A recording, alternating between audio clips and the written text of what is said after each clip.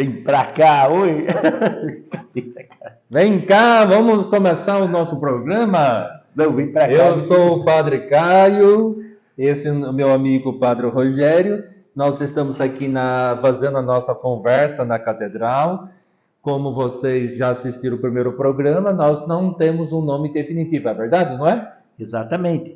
Mas você pode mandar a sua sugestão, né? Como nós dissemos no primeiro encontro, tem um padre, né, da região de Goiás que já usa esse nome Padrecast, né? Na verdade, nós começamos por falha minha, nós acabamos perdendo aí. Então você pode sugerir qualquer nome, né? Catecast, Conversas na Catedral, ou outros nomes mais chamativos, atraentes, modernos, não sei. A intenção nossa é catequizar, evangelizar de uma maneira descontraída, sem muito formalismo, falar de catequese, falar do evangelho, falar de filosofia, falar da liturgia. Hoje é o tema de liturgia, não é verdade? E falar também dos assuntos do cristianismo na atualidade, né? Mas os assuntos mais pertinentes. E hoje vamos falar sobre a liturgia. Existe uma missa de sempre? Missa de sempre? Existe. Aqui Jesus Cristo fundou lá no cenáculo, né? Que ele pegou um pedaço de pão, pegou um pouquinho de vinho, disse: tomai e comei, isto é meu corpo que é dado por vós. E ela foi se atualizando e chegou até a missa que nós... Então a missa do Concílio Vaticano II não presta, então não funciona. Tem uns cabras aí que andam falando aí umas coisas aí. Ixi. Hoje a gente vai ver se isso aí tá certo ou não, né? Se a missa... Que missa que na verdade vale, que missa que não vale, se né? Hoje já se entrou no assunto se tem validade a missa, imagina, né? Isso porque vem cá para nós, nosso Senhor Jesus Cristo que a fundou, né? Não foi os homens, né, que inventaram. Muito bem. Então, como vamos falar um pouco de desenvolver esse tema, né? Como podemos retomar um pouco um fundamento consistente sobre o tema da liturgia? Bom, a gente podia fazer assim, padre. Bom, eu lembraria algumas coisas da última ceia. O senhor entraria aí com o histórico aí até Trento, tá bom? Até Trento, tá bom. E depois de Trento a gente já 1500 começa... anos. 1500 Vamos anos. falar em 10 minutos. Em 10 minutos, 1500 anos é bastante, né? Bom, primeira coisa, na última ceia ou na primeira missa, porque são duas coisas. A última ceia porque foi a última ceia pascal que Nosso Senhor antecipou e celebrou, e nela, no final, ele institui o grande mistério eucarístico. Tomai e comei, este é meu corpo que é dado por vós, tomai e bebei, este é o cálice do meu sangue, o sangue da nova e eterna aliança. Então, dentro de todo o contexto que começa lá, se a gente pegar o Evangelho de São João, capítulo 13, começa ali já a última ceia. Então, o primeiro contexto foi esse. Jesus já começou falando de amor. Ele relata, então, São Lucas relata também, né? Desejei ardentemente comer essa Páscoa com vocês. Imagina que profundo. Então, né? Jesus que deu tudo, a Eucaristia para nós foi tudo. Foi a potência do seu amor para cada um de nós. E a celebração litúrgica é muito importante. Aquilo que nós celebramos é aquilo que nós professamos, né? A forma com que a gente reza é a forma com que a gente vive a nossa fé. Exato. Por isso que é muito importante... Lex orandi, lex credenti, né? Eu não lembrava mais a expressão latina. Repita. Lex orandi e lex credenti. Então, o que isso quer dizer? Significa a igreja que reza, ou a igreja que ora, é a igreja que crê. Sem a fé é impossível, né? Senão a liturgia vai ser apenas um bando. Sabe aqueles robozinhos que na década de 80 tinha, que a turma trazia do Paraguai? Você dava cordinha assim e ficava soltando. Eu não tive essa infância portuguesa do Mussua, não. Eu fazia trezinho de latinha de sardinha assim. Mas o pobrão. Então vamos voltar ao nosso assunto. Muito bem. Então, o que mais tem que falar sobre o fundamento da missa Bom, eu acho que na Santa Ceia? eu acho que já de princípio, imagina, uma frase que é para gritar nos nossos ouvidos até hoje, né? Desejei ardentemente. Não é qualquer um que está dizendo isso. É o próprio nosso Senhor Jesus Cristo, né? O centro da fé da igreja. É o grande esposo místico da igreja. Então, é o próprio Cristo que disse: desejei ardentemente. Então, ele quis, porque naquela ceia não era somente uma despedida. Por quê? 3 dias depois ele ressuscita e depois vai lá diante de Pedro, de João e come ainda o peixe com eles, né? Tens alguma coisa para comer? Já come uma posta de peixe assado. Então, assim, essa coisa de que Jesus ele quis estar conosco, quis deixar a sua presença de uma forma mística, de uma forma sacramental, de uma forma real no nosso meio. Então, a primeira coisa, o amor explícito de nosso Senhor Jesus Cristo. O segundo ponto da última ceia foi o serviço, a doação. Jesus lavou os pés dos seus discípulos. E interessante isso, uma coisa, cara, também, que é interessante, bem breve, numa pequena explicação, a humildade, ela também está dentro do serviço. Se não formos humildes, nós não vamos compreender o mistério eucarístico, jamais. Por exemplo, Jesus, na última ceia, sabia que Judas iria entregá-lo e ele lavou os pés de Judas. Ou seja, segundo a teoria do padre Antônio Vieira, ele sai da hierarquia, ou seja, no mistério da Trindade, Deus está acima de tudo. Depois ele vai colocando escala no céu, coloca lá os santos, os anjos, depois ele coloca as almas que já estão no céu, depois ele coloca a igreja padecente, o purgatório, depois ele coloca as pessoas que estão na terra, o Papa, os cardeais, os bispos, etc. e tal. Depois ele faz um elenco sobre os animais, os grandes, os pequenos, os vegetais, os grandes, os pequenos, os minerais, os grandes, os pequenos, até ele chegar no vazio. Ou no nada. Quem está abaixo do vazio, do nada? O inferno. Aí ele fala que depois dos minerais vem o inferno, uma correção. Depois dos minerais vem o inferno. Aí o inferno ele coloca o diabão, o diabinho, ele vai colocando, né? As almas lá, etc., que estão condenadas. E depois do inferno? Aí ele fala o caos, o vazio, o nada. E depois do nada? Judas Iscariotes, porque Jesus falou que era preferível que nem nascesse. E abaixo de Judas, quem está? Lúcifer. Não. Não? O próprio Jesus Cristo. Por quê? Porque ele sai do céu, desce e lava os pés de Judas Iscariotes. Ou seja, no pensamento do padre Antônio Vieira, quem está abaixo de todos é o próprio Cristo. Sai do céu e vem para lavar os pés daquele que traiu, e o fato não é a traição, mas o fato é que Judas, talvez ali, não tivesse acreditado na potência do amor de Jesus Cristo, mas o rebaixamento de Jesus, a kenosis.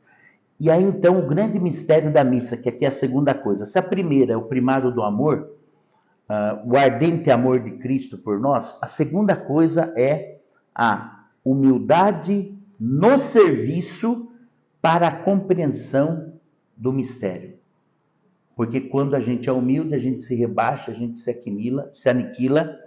E aí então, e a terceira coisa, que aí então já é o final de tudo, né? Já quando ele estava no último ceia, terminando a ceia, que ele faz a consagração do vinho no seu preciosíssimo sangue, ele diz então, durante a consagração: este é o cálice do meu sangue, o sangue da nova e eterna aliança. Então ele eterniza a aliança. E quem pode fazer, senão o próprio Cristo, isso? Então, a Eucaristia é um meio também de nós podermos renovar a nossa aliança com Cristo. Quando as pessoas perdem a fé na Eucaristia, elas rompem e aí então acaba rompendo, como se a Eucaristia houve um rompimento na Idade Média, então no concílio não existe. O rompimento quem faz são os homens. A igreja, ela sempre vai ser continuadora do mistério amoroso de Cristo. Bom, seria isso. Depois, aí você já poderia... Bom, imagina, a igreja na hora, ninguém os apóstolos não sabiam, então, ali... Então, assim... O que estava acontecendo? Eles não sabiam da profundidade. Então, assim, a gente escuta na internet, na infernética da vida, Infernet que não sabe usar. Infernética, aquele que não sabe usar, esse instrumento tão importante, que a missa de sempre é a missa do Pio V, né? Você tem um fundamento legal sobre missa, sobre o mistério que nós celebramos, o mistério pascal, a pessoa de Jesus Cristo. Mas aí, a missa sempre foi a missa do Pio V? Do Concílio de Trento? De jeito nenhum. E o que tinha antes? Antes do concílio, o que veio antes? Rapaz, antes do concílio tinha outros ritos, tinha outras formas litúrgicas, por exemplo, a igreja passou por diversos tipos de perseguições. Vamos falar um pouquinho sobre isso? Vamos falar. Eu preparei aqui alguns papéis, mas eu não quero ficar preso nisso, né? Preso basta dor de barriga, né? Então, eu pensei assim, em falar em 4 períodos históricos do desenvolvimento da liturgia, né? Primeiro, o período apostólico, como surgiu, depois o período dos mártires, depois o período em que o cristianismo se torna a religião oficial do império, na época de quem mesmo? Constantino, né? Constantino. Depois um período da Idade Média, né? Um pouco de um desenvolvimento no Sacro Santo Concílio, ou melhor, no Sacro Santo não, no Sacro Santo Império Germânico, né? De Carlos Magno, de Pipino Breve, aquele império lá, que teve uma grande influência, e falar um pouquinho até o desenvolvimento do Concílio de Trento. A gente está estudando tanto ultimamente, inclusive nas nossas foranias, está tendo agora a formação dos documentos do Concílio Vaticano II, né, que é importantíssimo. O Concílio ele retomou também vários aspectos, né, por isso que o Padre Caio, ele confundiu agora com o Sacro Santo Concílio. Não, vocês me perdoem aí. Muito bem. Não acaba comigo, não. Então vamos lá. Primeiro período da formação da liturgia, a gente chama período apostólico. Então, o que tinha antes do período apostólico? A liturgia judaica. A liturgia judaica, que consistia em 2 momentos. A sinagoga. O que tinha na sinagoga? A sinagoga tinha a palavra. Na verdade, isso. O templo já tinha sido... E o templo era o sacrifício, né? Exatamente. Mas assim, qual é a primeira estrutura básica da nossa missa? É a palavra. De onde vem a liturgia da palavra, com a leitura, com a homilia, vem da sinagoga. Então, toda a primeira parte da missa é uma parte da liturgia da palavra, que tem essa estrutura judaica. A segunda parte, a refeição, a Eucaristia, era aquilo que era celebrado nas famílias judaicas, a Eucaristia, e era realmente uma refeição. Eu não sei se já participou do Seder, da ceia judaica. Já entendi. É uma refeição. E eu aprendi também numa dessas celebrações, que o pão é importante. A gente fala que o pão na refeição não é essencial. Ele tem toda a refeição do povo judeu, tem o pão. Tem de manhã, tem na sexta. Isso. Tem todas as refeições. Então a gente tem que tomar cuidado quando fala assim que o pão era o alimento substancial. Não. Jesus celebrou a ceia judaica. Uma refeição judaica. Então não é uma missa. Hoje nós celebramos estilizadamente, de uma forma sóbria, bonita, profunda, emocional, sentimental, a Eucaristia da forma que nós temos hoje, mas na ceia judaica era uma refeição. Depois nós temos a influência também do judaísmo, do dia santo. Para o judeu é o sábado, para nós é o domingo, então ficou costume dos cristãos se rezar no domingo. E tem algumas fórmulas de convocação comunitária, né? Elevemos os corações, oremos, damos graças, aleluia, amém, né? Rosana, a imposição das mãos, o gesto, tudo isso vem do mundo judaico, do rito judaico. Ao mesmo tempo que na era apostólica há uma cristianização da liturgia judaica, há um certo distanciamento, né? Então, as críticas que Jesus fazia da liturgia vazia dos judeus, Não há mais um sacrifício do templo, não há templo, então não há mais sinagoga, sai do templo e vai para casa. A liturgia cristã começa a desenvolver dentro da casa. Não existia um sacerdócio instituído como eram os levitas, então vai se desenvolver na história um outro sacerdote. E no mesmo período, terminada a era apostólica, começa a era dos mártires. E aí nós temos um tipo de reação contra o paganismo. Então veio as eras das perseguições. Então os cristãos reagem contra os ritos pagãos, dizendo que os ritos pagãos eram coisas diabólicas. E eles fazem uma outra leitura, como não tinha a estrutura que nós temos, né? Altar, sacrifício, sacerdote, eles falam tudo isso é Cristo, tipo carta de Hebreus, né? Jesus ao mesmo tempo sacerdote, altar e sacrifício, né? Vítima, né? E aí nós temos uma certa distanciamento. Na era dos mártires não chegou a formular um rito, um livro com Propriamente todas dito, né? as orações. Imprimido. Isso. Quem presidia offset, o presbítero, o bispo, o ancião, quem presidia, fazia espontaneamente, improvisadamente as orações. E a maioria das celebrações, lembrando que era também os bispos que celebravam, os presbíteros tinham que ter autorizações do episcopo, ou seja, do bispo, para poder celebrar. Né? Foi aos poucos que, hoje, por exemplo, o sacerdote celebrar, por exemplo, uma celebração como a da Páscoa, como a celebração do Natal, essas liturgias foram concedidas aí a celebração a nós padres, foi coisas recentes, não foi coisa, né? Os 3 primeiros séculos eram muito primitiva a liturgia. Muito primitivo. Era como uma refeição, é coisa muito simples, muito espontânea, sem paramentos, roupa normal. E aí, em que momento mudou as coisas? Rapaz, aí que está a grande questão, né? Qual o grande momento que veio aí essa mudança? Porque imagina, eles provavelmente o quê? Rezavam o Pai Nosso, né? Liam, faziam a leitura da Torá, porque imagina, São Jerônimo não tinha nem compilado ainda a Sagrada Escritura. Isso, tinha lá as epístolas, as epístolas, as cartas apostólicas, era muito bem. Exato. Mas em que momento a liturgia começou a criar caldo, consistência, com um pouquinho mais de solenidade?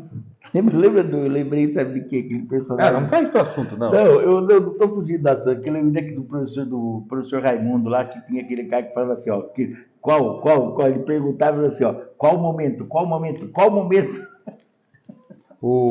é mesmo? O Parotoqui? Não é o Parotoqui? Né? Esqueci o nome dele. Vai bem, foi com o Constantino. Me fala um pouco quem foi Constantino. Constantino foi o zagueiro da brincadeira. Constantino era o filho de Santa Helena, né, que se tornou imperador. E praticamente ele foi o grande imperador que fez com que o cristianismo fosse, então, a religião oficial do Império Romano, né?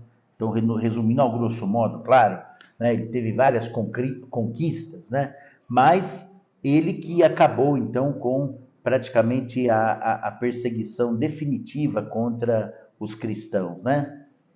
Então, aqui agora há uma mudança radical. Se na época dos mártires havia uma reação negativa aos paganismos, agora há um tipo de sincretismo. As coisas vão misturar um pouquinho de uma maneira meio harmoniosa com o que já existia de religiosidade no Império Romano.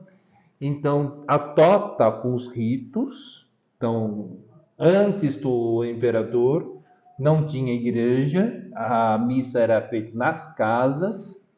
Agora, era o chamado Domus Ecclesiae, né? Isso, até eu escrevi aqui, mas era feito nas casas das famílias ricas, que se comportavam mais gente. Agora, a missa passa da casa para a basílica, para a casa imperial, né? Então, nós temos um caráter mais de corte, com as vestes da corte, o padre agora começa a ter uma roupa litúrgica, a casula gótica, na verdade é uma casula do imperador romano, né? É um pouco o jeitão um pouco A vestimenta, a vestimenta Então temos uma festa do imperador. Os cristãos passam a comer conforme o costume pagão, junto com as tumbas. Então tem toda aquela missa das tumbas. Então é um costume meio pagão que entrou no cristianismo. Você reza a missa na cripta, né? É uma refeição, é uma eucaristia junto com as tumbas. Então isso vem de Constantino, né? Dessa mistura. Nós temos uma oração agora já escrita, seguindo o caráter grego, com a lei retórica. Nós temos súplicas latinas, né, ou gregas, né, Kyrie eleison, já tem essa introdução dessas súplicas dentro da missa. Inclusive, não cortando, mas é a única frase que é interessante que as pessoas confundem. As pessoas falam que vamos cantar o Piedade em latim. Kyrie eleison, não é em latim, é em grego. Kyrie eleison é uma frase grega. Por quê? Porque é a única parte da missa que une o rito oriental com o rito oriental com o rito ocidental. É a única frase que é o quê? O Senhor, piedade, né? Senhor, tem de piedade. Senhor, me perdoa. É bonita essa coisa, né? E o senhor também disse uma coisa interessante. Por que eles aderiram a essa questão de celebrar nas catacumbas? É por causa da perseguição. Só que depois Constantino acabou mantendo isso. Por quê? Porque virou um costume. Imagina, até eles voltar a celebrar de outra forma. Então, aos poucos, eles foram saindo, então, das celebrações também das catacumbas e depois foram mais se expandindo. Tanto é que a própria Basílica do Latrão, como o senhor disse, a Basílica São João do Latrão, que era da família lateranense, que era a casa da família lateranense, que é onde celebrava a missa. Outros elementos que vai acontecendo. O pejar altar era uma coisa pagã, que agora entrou no cristianismo. Pejar as imagens, as cruzes. Algumas palavras gregas, mistagogia, eucaristia. Então, são palavras gregas que vai sendo introduzido no vocabulário cristão. Alguns exorcismo. A igreja sempre voltada para o Oriente. O judeu sempre reza voltado para Jerusalém. O muçulmano para Meca. E nós rezamos voltado sempre para o Oriente, do Sol Nascente. Jesus, o Sol Nascente. Bem, aí nós temos, com Constantino, no final do século V, né? A formação das duas grandes famílias de liturgia. A liturgia oriental, que é Antioquia e Alexandria, e a liturgia ocidental, que é a romana. Então, acho que para nós nos interessa. E depois, a partir dessas três famílias, ramifica, né? Monte de liturgia, monte de ritos, rito maronita, meroquita, armênio, moçarábico. Não, moçarábico é romano, né? Tá dentro do romano, o moçarábico é romano, tem como é ambrosiano também, que ambrosiano é romano. Então, mas tem mais 23 ritos, né? Eu não sei. Nós podíamos pegar um dia e falar só de ritos, né, da igreja, isso, né? Mas vamos ficar só no rito romano. Vamos. Só no rito romano, tem muitos ritos, né? Então, esse rito romano é o rito de Pio V?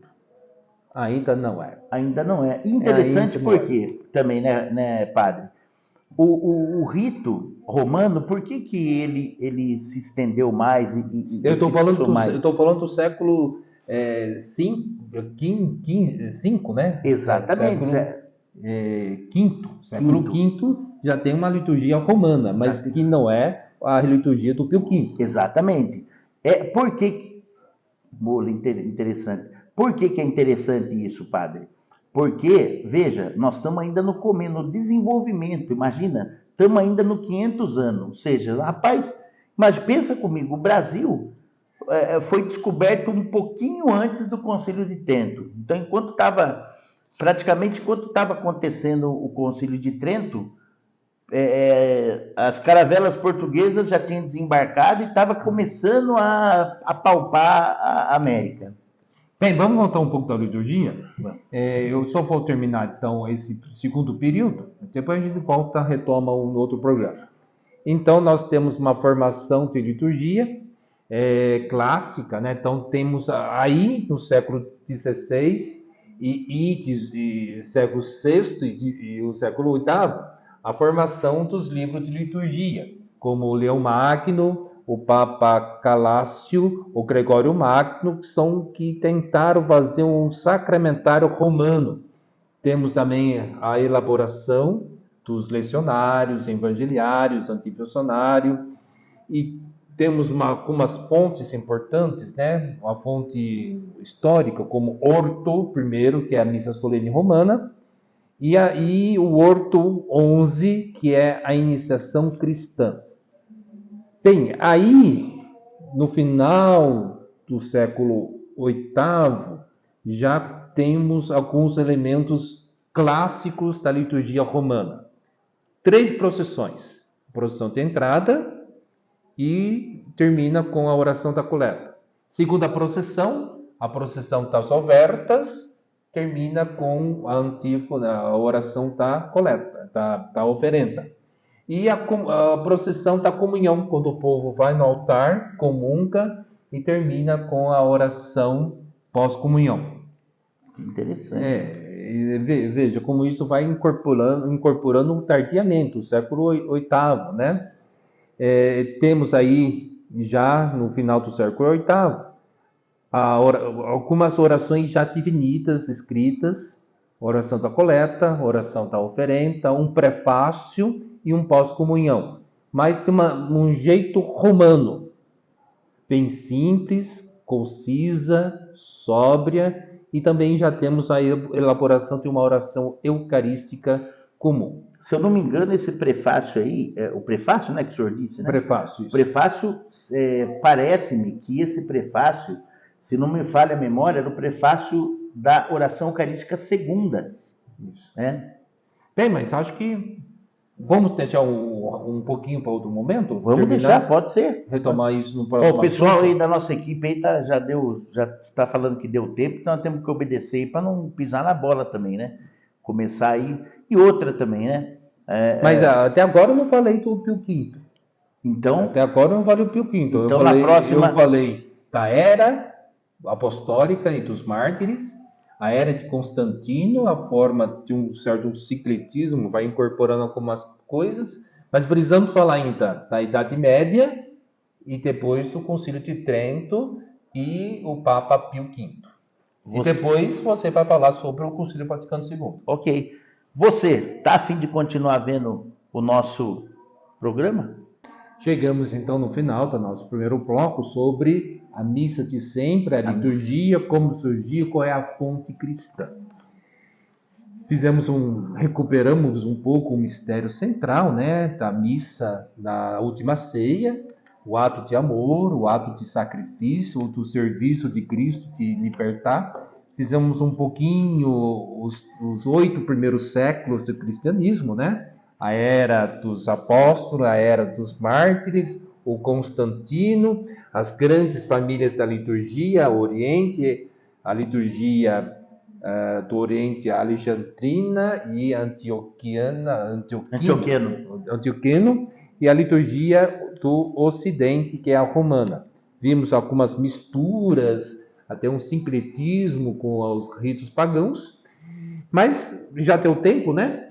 Então vamos agradecer a Deus por esse momento. Peço para o Padre Rogério fazer uma oração para abençoar o nosso povo que acompanha o catequese, a conversa aqui na Catedral. E eu quero agradecer também porque eu consegui ficar o programa inteiro sem imitar ninguém, né? Que a tentação foi grande. Então agora vamos para a bênção final. O Senhor esteja convosco. Ele está no meio de nós. A intercessão da bem-aventurada e sempre Virgem Maria, a Imaculada Conceição, a intercessão de São José, seu castíssimo esposo, a intercessão dos nossos anjos da guarda E a bênção de Deus Todo-Poderoso, Pai, Filho e Espírito Santo, desça sobre vós e permaneça para sempre. Ó, não perca no próximo programa. A gente vai terminar um pouco agora o desenvolvimento da liturgia até o Concílio de Trento e o Concílio de Vaticano II. Não perca! Até mais!